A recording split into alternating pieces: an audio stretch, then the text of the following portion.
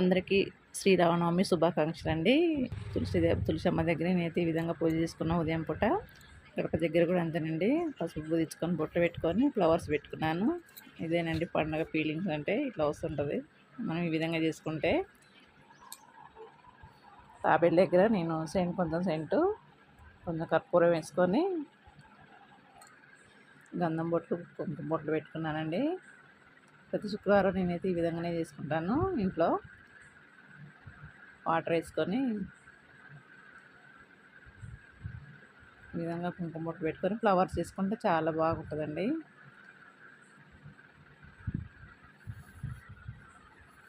గులాబీ రెక్కలు వేసుకున్నాను అయితే ఇక్కడ పండుగ రోజు చాలా బాగుంటుందండి. ఇక్కడ ఫ్లవర్స్ వేసుకున్నాను. బుద్ధుడి దగ్గర కూడా నేను ప్రతిరోజు మాకు ఇలానే ఉంటుందండి. నేనైతే ప్రతి శుక్రవారం ఈ విధంగా పెట్టుకుంటాను కాబట్టి నాకు శుక్రవారం వచ్చే వరకు నాకు ఎట్లనే ఉంటాయండి. ఫ్లవర్స్ కూడా ఖరాబు కావు, వాటర్లో ఉంటాయి కాబట్టి. ఇక్కడ నేను రాముల వారిని పెట్టుకున్నాను ఈరోజు శ్రీరామనవమి అని చెప్పి. కృష్ణయ్య దగ్గర పెట్టుకున్నానండి. అటు ఇటు జింకలు వచ్చినాయి. కృష్ణయ్య ముందు రాముల వారి ముందు తాబేలు. ఇక్కడ పక్కన బుద్ధుడు ఉంటాడండి. బుద్ధుడి దగ్గర నేను ఈ విధంగా గిన్నెలో ఫ్లవర్స్ వేసుకొని పెట్టుకున్నాను. చాలా బాగుంది. లైక్ చేయండి, షేర్ చేయండి.